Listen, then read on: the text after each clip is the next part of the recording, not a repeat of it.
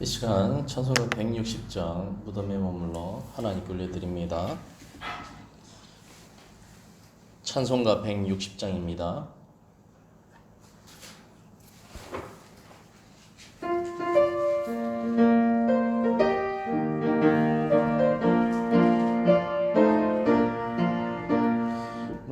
무덤에 머물러 예수 내 구주 새벽 기다렸네 예수 내 주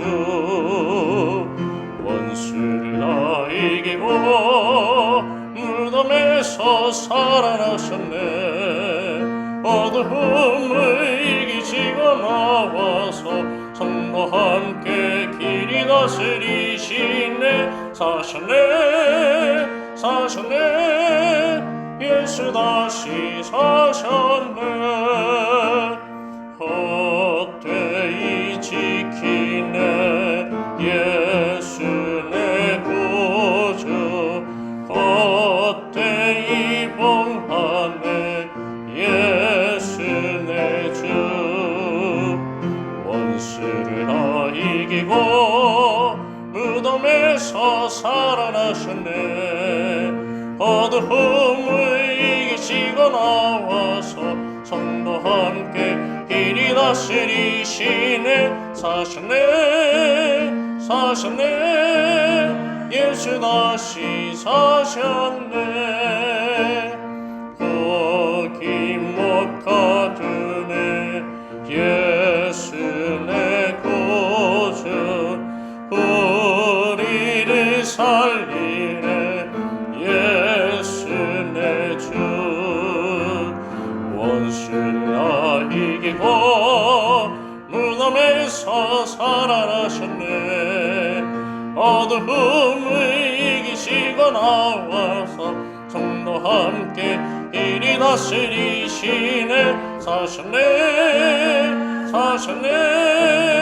예수 다시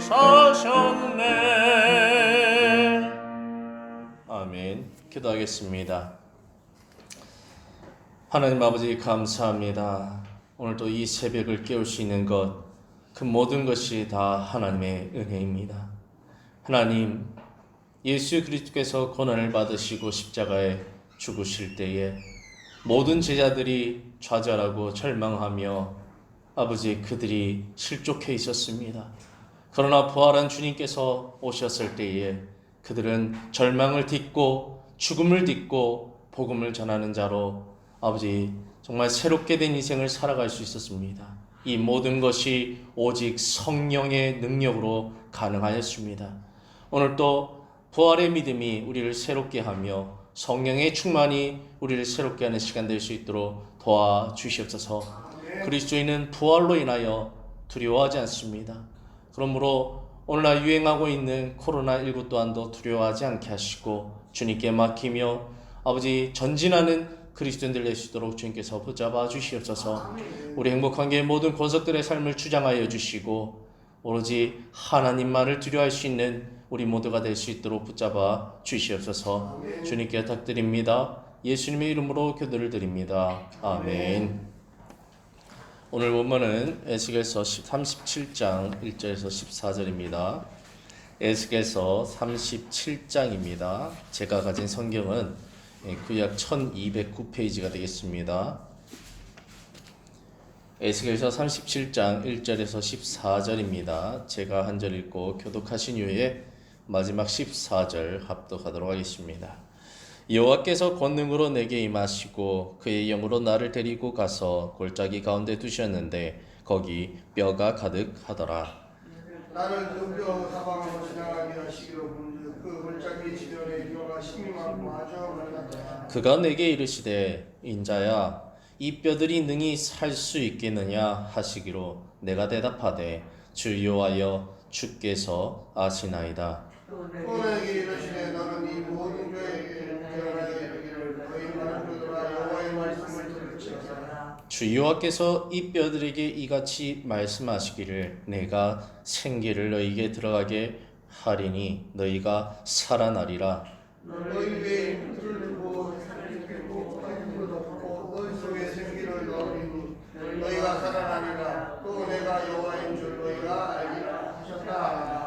이에 내가 명령을 따라 대언하니 대언할 때에 소리가 나고 움직이며 이 뼈 저 뼈가 들어맞아 뼈들이 서로 연결되더라. 내가 또 보니 그 뼈에 힘줄이 생기고 살이 오르며 그 위에 가죽이 덮이나 그 속에 생기는 없더라. 또 내게 이르시되 인자야 너는 생기를 향하여 대언하라. 생기에게 대하여 이르기를 주 여호와께서 이같이 말씀하시기를 생기야 사방에서부터 와서 이 죽음을 당한 자에게 불어서 살아나게 하라 하셨다 하라. 이에 내가 그 명령대로 대언하였더니 생기가 그들에게 들어가며 그들이 곧 살아나서 일어나 서는데 극히 큰 군이 되더라. 또 내게 이르시되 인자야 이 뼈들은 이스라엘 온 족속이라. 그들이 이르기를 우리의 뼈들이 말랐고 우리의 소망이 없어졌으니 우리는 다 멸절되었다 하느니라. 그러므로 대언하여 그들에게 이르기를 주 여호와께서 이같이 말씀하시기를 내 백성들아 내가 너희 무덤을 열고 너희로 거기에서 나오게 하고 이스라엘 땅으로 들어가게 하리라. 내 백성들아 내가 너희 무덤을 열고 너희로 거기에서 나오게 한즉 너희는 내가 여호와인 줄 알리라. 내가 또 내 내 영을 영을 너희 속에 두어 너희가 살아나게 하고 내가 또 너희를 너희 고국 땅에 두리니 나 여호와가 이 일을 말하고 이룰 줄 너희가 알리라. 여호와의 말씀이니라. 아멘. 네, 이 시간 여러분과 함께 에스겔서 37장 1절에서 14절 말씀을 근거로 절망 중 희망이라는 제목으로 하나님의 은혜를 나눠보고자 합니다. 오늘 본문은 이미 우리가 많은 설교를 통해서 그 내용을 조목조목 다 알고 있습니다. 바로 마른 뼈 환상에 관한 내용이죠. 저는 오늘 본문을 요한복음 11장에 등장하는 나사로의 부활 사건과 연관하여 설교하고자 합니다. 이 두 내용은 다른 것 같지만 사실 같은 맥락을 가지고 있고 또 같은 것을 전달하고 싶은 속성을 가지고 있습니다. 먼저 나사로의 부활 사건을 한번 살펴보겠습니다. 이 나사로의 부활 사건의 특징을 가만히 살펴보면요. 지금 나사로가 어떤 상태에 있는가를 보게 되면요. 요한복음 11장 39절에 나사로의 상태를 이렇게 말하고 있습니다. 예수께서 이르시되 돌을 옮겨 놓으라 하시니 그 죽은 자의 누이 마르다가 이르되 주여 죽은 지가 나흘이 되었음에. 이미 시체가 되어서 3일이 지났고 오랜 시간이 흘렀기 때문에 이미 죽은 것이 확실하고 다시 살아날 가망성이 전혀 없는 상태에 이르렀다고 진단하고 있죠. 그리고 마르다는 이렇게 고백합니다. 나사로한테서 시체의 썩은 냄새가 납니다. 이렇게 나사로의 상태를 진단하고 있죠. 이런 나사로의 상태를 보고 비록 예수님이 오셨을지라도 마르다는 정말 절망하고 있습니다. 그래서 이렇게 말합니다.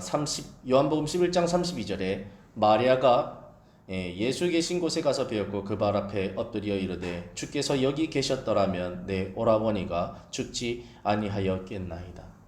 마리아 마르다 성경에 보면 믿음이 있는 여인들로 등장하죠.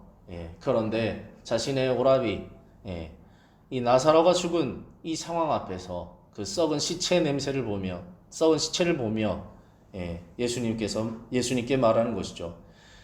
일찍 좀 왔다면 안 죽었을 건데 이젠 예수님도 어쩔 수 없어요. 이미 죽었어요. 썩은 내가 나요.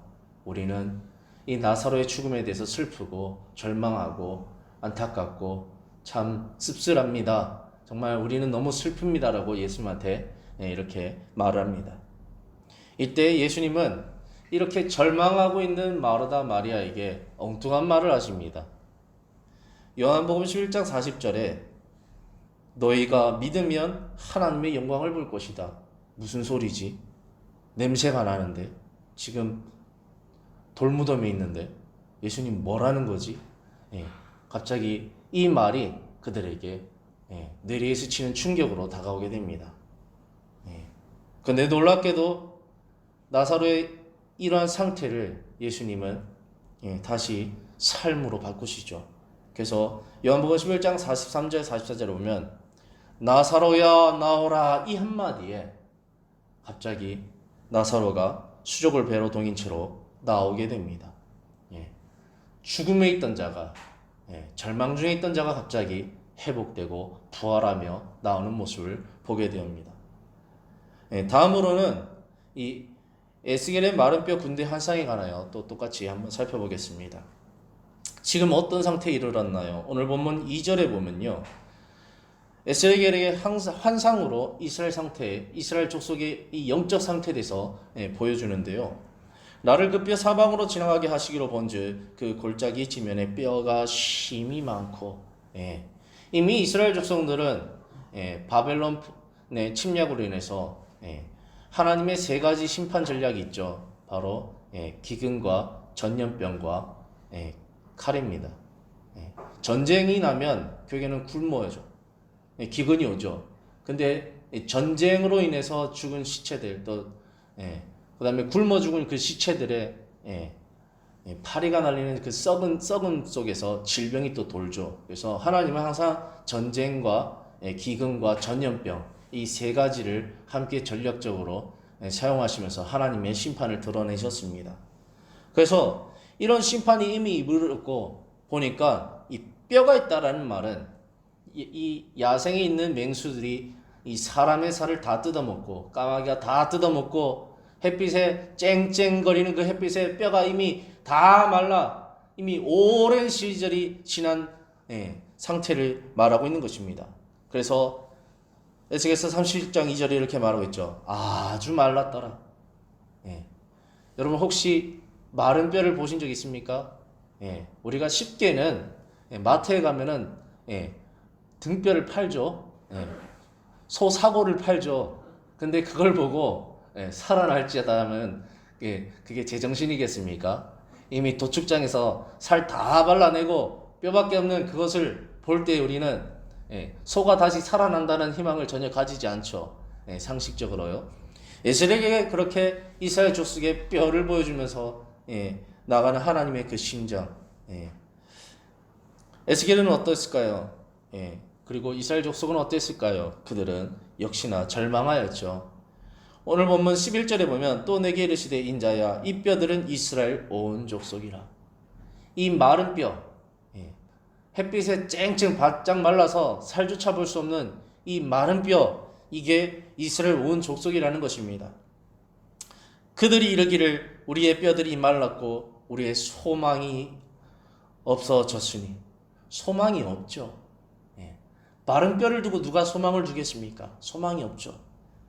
우리는 다 멸절되었다 하느니라. 그래서 이스라엘 백성들은요, 인생에 큰 충격을 만났습니다. 뭐죠? 성전이 부서졌어요. 하나님의 발등상이 부서졌어요.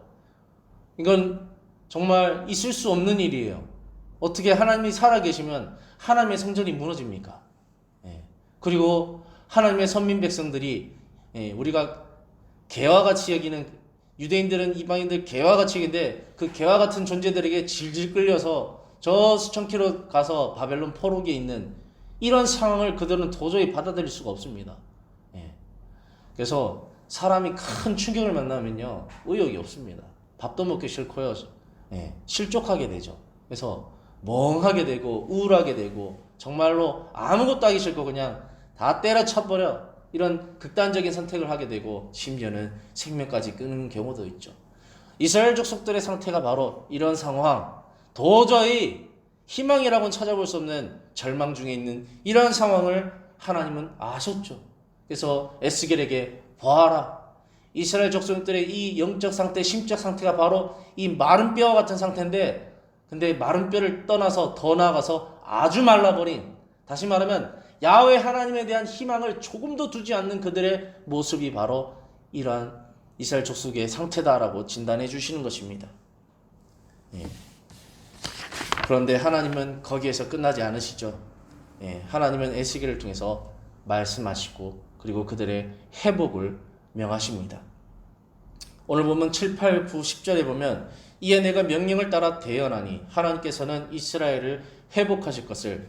마른 뼈가 살아난다는 건 불가능하지만 그럼에도 불구하고 하나님은 그 불가능한 것을 하실 것이라는 것을, 자기 이름을 위하여 하실 것임을 에스겔을 통해서 드러내는 것입니다. 대언할 때 소리가 나고 움직이며 이 뼈 저 뼈가 들어맞아 뼈들이 서로 연결되더라. 사실 어떤 것이 시체가 되고 뼈가 되면요, 뼈는 다 흩어지기 마련입니다. 우리가 수사 사건들 보면은 어쩌다 보면은 이 사람의 시체를 산에 묻어가지고 그 뼈 찾느라 조각 찾느라 하루 왼종일 이제 과학수사단이 애쓰는 거 보지 않습니까? 그만큼 뼈 찾는 것도 쉽지 않은 일입니다. 그런데 하나님께서 명령 한마디에 그 뼈들을 다 찾으시고 다 조각조각 만드시고 붙이셨다라는 거. 그래서 뼈들이 서로 연결되더라. 8절에 내가 또 보니 그 뼈에 힘줄이 생기고 살이 오르며 그 위에 가죽이 덮이나 그 속에 생기는 없더라. 아직 단계적으로 이제 회복되는 것을 말하는 것이죠. 9절에 또 내게 이르시되 인자야 너는 생기를 향하여 대언하라. 이제 육체가 준비되었다면은 그 속에 영이 있어야 된다는 거죠. 그래서 생기를 향하여 대언하라. 생기에 대언하여 이르기를 주 여호와께서 이같이 말씀하시기를 생기야 사방으로부터 와서 이 죽음을 당한 자에게 불어서 살아나게 하라 하셨다 하라.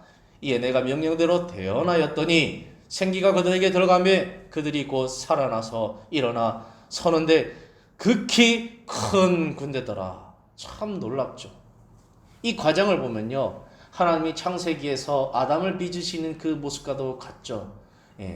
이 아마라는 흙 티끌 가운데 하나님은 그것을 빚으시고 그 코에 생기를 불어넣을 때 그것이 생명이 되듯, 사실 무에서 유를 만들어 내리시듯 이 절망 중에 있는 이스라엘 백성들의 그 상태 가운데 뼈들을 맞아 떨어지게 하고 그 위에 살을 입히고 근육을 입히고 가죽을 입힌 다음에 그 코에 생기를 넣을 때에, 생명을 불어 넣을 때에 그것이 큰 군대다. 다시 말하면 아브라함에게 약속했던 그 언약의 하나님께서 내가 너로 큰 민족을 이루겠다는 그 언약 가운데 다시 한번 이스라엘 백성들을 큰 민족으로 회복시킬 것이라는 것을 명령하고 있는 것이죠.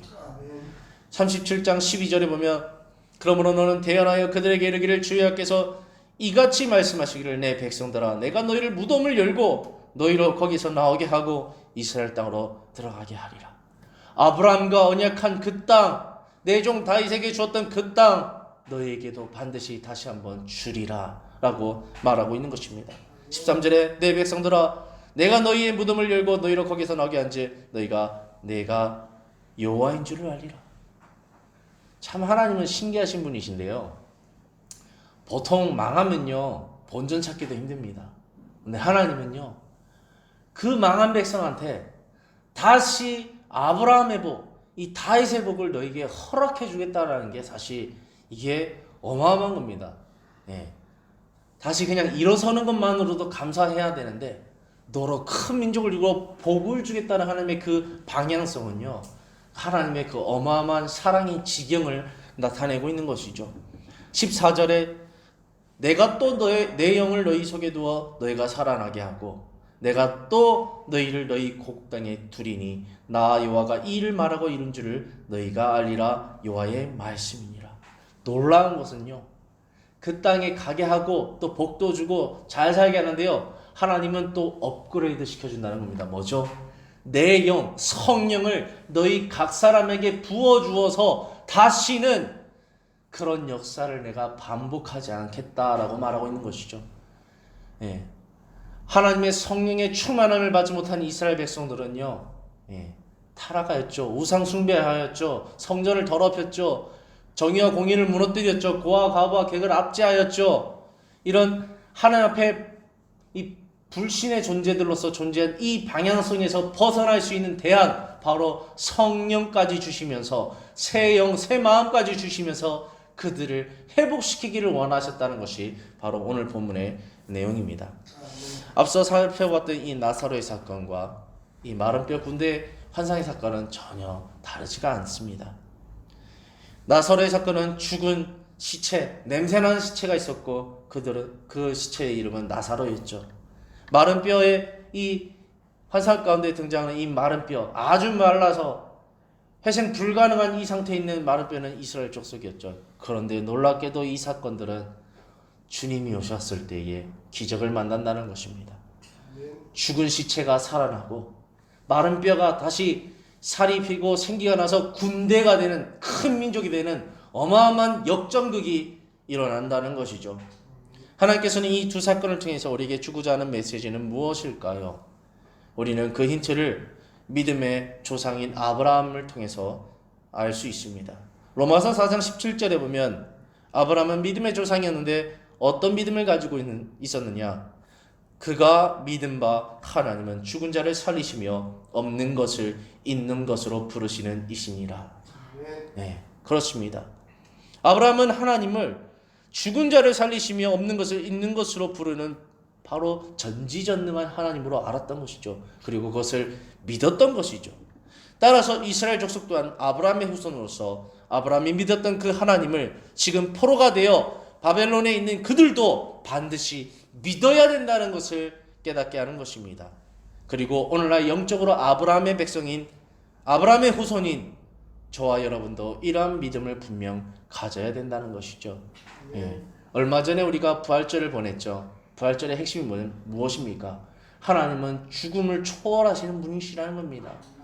우리 또한 그런 죽음을 초월하는 믿음이 있어야 된다는 것이 바로 오늘 본문의 능력이겠죠. 사랑하는 성도 여러분, 우리가 믿고 따르는 하나님은 분명 제한이 없으신 분이십니다. 죽은 자를 살리시며 없는 것을 있는 것 같이 부르시는 분이십니다. 우리는 이것을 반드시 믿어야 합니다. 이게 우리의 신앙의 본질인 것이죠. 그래서 우리는 죽음을 두려워하지 않고 오로지 하나님을 두려워하는 자로서 존재할 수 있는 것이죠. 그런데 우리의 실상은 어떻습니까? 저의 실상 또한도 너무나도 불완전하기 그지없습니다. 우리는 아니야, 하나님보다 내 돈을 더 낫다고 생각해. 하나님은 힘이 없어. 하나님은 능력이 없어. 하나님 내 삶 속에 역사할 수가 없어. 그래서 내 힘이 낮고 내 능력이 낮고 내 지인들이 낮고 이런 믿음을 우리는 오히려 더 믿고 있지 않나요? 하나님을 믿었더라면 하나님을 의지했겠지만 우리의 실상은 하나님보다는 다른 것을 더 의지하고 하나님의 능력을 믿지 않는 경우가 많습니다. 그래서 사실상 하나님은 성경 속에서 능력 있는 분이시지 내 삶 속에서는 전혀 능력이 없는 분이셔. 내가 어떻게 그것을 증명할 수 있을까? 하나님은 내 기도 응답 안 해주시던걸. 내가 아무리 기도해도 하나님 응답 안 해주시던걸. 하나님은 성경 속에서만 죽은 자를 살리는 능력이 있는 분이지 내 삶 속에는 그런 기적과 같은 일이 없었어. 나는 그래서 하나님의 그런 부분을 성경에서는 믿지만 내 삶 속에서는 믿을 수가 없어. 아마 이런 신앙을 가진 것이 우리 죄인들 또 저와 여러분의 실상이지 않을까요? 물론 아니라고 말할 수도 있습니다.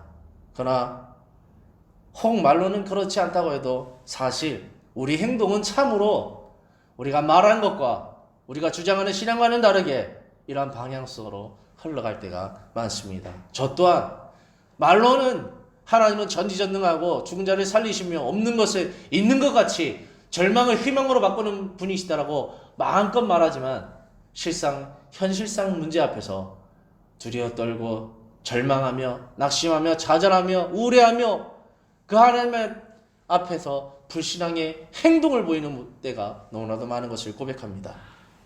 그러다 우리는 결국 우리가 믿었던 것들, 하나님을 의지해야 되는데 우리가 믿었던 다른 것들로부터 믿는 도끼에 발등 지키는 상황을 만나곤 합니다. 그리고 내가 왜 하나님을 의지하지 않았을까? 하나님은 전지전능하신데 왜 하나님은 아무 힘이 없다고 생각하고 나는 다른 대안을 찾았을까? 이런 큰 후회 가운데 절망하게 됩니다. 그러나 우리는 거기에서 끝날 수가 없죠. 우리는 우리에게 당면한 상황 앞에 절대 절망하지 말고 다른 것 의지하지 말고 오직 하나님을 의지함으로 하나님을 희망으로 삼아야 할 것입니다. 우리의 유일한 희망은 오직 하나님뿐입니다. 우리가 오직 하나님만을 대안으로 삼는 그날, 그리고 우리의 죄된 모든 행위들을 하나님 앞에 회개하고 다시 하나님을 찾는 그날, 분명 우리는 하나님께서 불가능한 일을 행하시는 것을 경험하게 될 것입니다. 그리고 내 삶 가운데 회복이라는 새 역사를 드디어 쓰게 될 것입니다. 이제 말씀을 결론 짓고 마치겠습니다. 에스겔의 마른 뼈 환상에 관한 말씀을 들었던 당대의 유다 백성들은 분명 절망 중에서 다시 희망을 얻었을 것입니다. 우리가 다시 고국 땅으로 돌아갈 수 있다니, 우리가 다시 다윗의 전성기 때와 같은 날을 누릴 수가 있다니, 하나님은 정말 살아계시다니.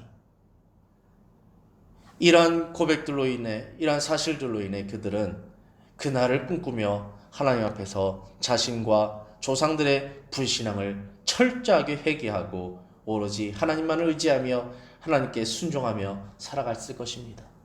그리고 더 나아가서는 자녀 세대에게 철저하게 너희들 철저하게 하나님의 신앙으로 준비되어야 된다. 우리 때가 아니면 너희 때에 반드시 하나님께서 약속하신 대로 고국 땅으로 돌아가서 우리가 다윗의 전성기 때와 같은 그 날을 누리게 될 것이다. 예. 이렇게 가르쳤을 것입니다. 그렇기 때문에 스룹바벨, 에스라, 느헤미야가 3차 기한을 할 때에 그 자녀 세대가 그 믿음을 부여잡고 그 먼 길을 떠나 이미 정착한 그 정착지를 떠나서 정말 낯선 땅, 다시 개척해야 되는 그 땅, 그 불모지와 같은 가나안 땅에 다시 와서 이스라엘 제국을 다시 건설할 수 있다는 것이 바로 이 역사적 사실입니다. 사랑하는 성도 여러분, 우리가 살아가는 삶 결코 녹록치 않습니다.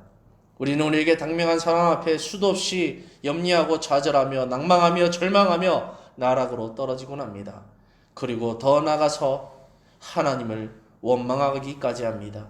하나님이 어디였습니까? 하나님 어디 있습니까? 하나님 계시다면 내 인생 가운데 왜 이런 어려움을 만나게 하셨습니까? 하나님은 왜 이렇게 능력이 없으십니까? 왜 나를 이대로 내버려 두십니까? 예, 이렇게 말할 수도 있을 것입니다. 그러나 이러한 방향성은 하나님께서 분명 기뻐하지 않으십니다. 따라서 우리는 오늘 본문의 내용을 꼭 기억하고 우리의 불신을 딛고 절망 중에 희망으로 나아가야 합니다. 분명 하나님께서는 불가능한 일이 없고 내 삶을 반드시 회복으로 이끌 수 있다는 그런 믿음을 갖고 나아가야 합니다. 오직 하나님을 의지함으로 소망을 가질 때 저와 여러분은 분명 우리 삶 가운데 부흥, 다시 부활을 경험할 수 있습니다. 말씀 한 절 읽고 마치겠습니다. 마가복음 10장 27절에 이렇게 말하죠. 예수께서 그들을 보시며 이르시되 사람으로는 할 수 없으되 하나님으로는 그렇지 아니하니 하나님으로서는 다 하실 수 있느니라. 그래서 혹여나 안 된다라는 생각이 자꾸 들어올 때에 하나님은 불가능함이 없다는 믿음으로 무장되는 저와 여러분이 되셨으면 좋겠습니다. 기도하겠습니다. 하나님 아버지 감사합니다. 오늘 에스겔의 마른 뼈 환상을 보면서 그 마른 뼈가 다시 살이 붙고 근육이 붙고 가죽이 붙고 그 속에 생기가 됨으로 큰 군대가 되듯 정말로 이 불가능한 것을 하나님은 가능한 것으로 바꾸신 분이심을 보았습니다. 우리 삶 가운데 우리가 믿는 하나님은 불가능한 것을 가능으로 바꿀 수 있는 분임을 믿고 오늘도 우리가 그 믿음을 가지고 그 소망을 가지고 하나님을 희망으로 삼고 절망하지 말고 희망을 가지고 당차게 살아갈 수 있도록 도와주시옵소서. 무엇보다 죽음을 두려워하지 않게 하시고 하나님을 두려워하며 나갈 수 있는 우리 모두가 되기를 소망하며 나아갑니다. 주님, 우리 행복한 교회 모든 권속들의 삶을 지켜 보존하여 주시고 코로나19를 두려워하지 않게 하시고 주님께서 1000만인이 엇떨어지나 내가 너를 지킨다 말씀하신 것처럼 우리 행복한 교회 모든 권속들의 삶을 주님께서 지켜 보존하여 주시옵소서. 그리고 특별히 아직도 코로나19가 진압되지 못하고 더 확산되고 있는 아버지 세계 열방의 민족들을 불쌍히 여기시고 아버지 그들에게 다시 한번 살 길을 열어 주시옵소서. 하나님 아버지 우리 행복한 교회 연약한 육체를 가진 지체들이 있습니다. 아픔으로 말미암아 아버지 절망하고 있는 우리 행복한 교회 지체들에게 건강으로 말미암아 주님의 능력으로 말미암아 다시 희망을 얻고 즐거움을 찾을 수 있도록 붙잡아 주시옵소서. 아멘. 또 어려움을 만난 지체가 있다면 그 어려움 속에 하나님을 경험함으로 할렐루야 찬송을 부를 수 있도록 도와주시고 또 고난당한 자가 있느냐 저는 기도할 것이요 말하고 있사오니 주여 각자의 자리에서 기도할 수 있는 주님의 권속들 될 수 있도록 붙잡아 주시옵소서. 이 모든 것을 주님께 맡겨드리며 예수 그리스도의 이름으로 간절히 기도를 드립니다. 아멘. 주기도문 하시겠습니다. 하늘에 계신 우리 아버지여 이름이 거룩히 여김을 받으시오며 나라가 임하시오며 뜻이 하늘에서 이루어진 것 같이 땅에서도 이루어지이다. 오늘 우리에게 일용할 양식을 주시옵고 우리가 우리에게 죄진 자를 사하여 준 것 같이 우리 죄를 사하여 주시옵고 우리를 시험에 들게 하지 마시옵고 다만 악에서 구하시옵소서. 나라와 권사의 영광이 아버지께 영원히 있사옵나이다. 아멘. 우리 주여 세 번을 치고 합심하여 기도하겠습니다. 주여 주여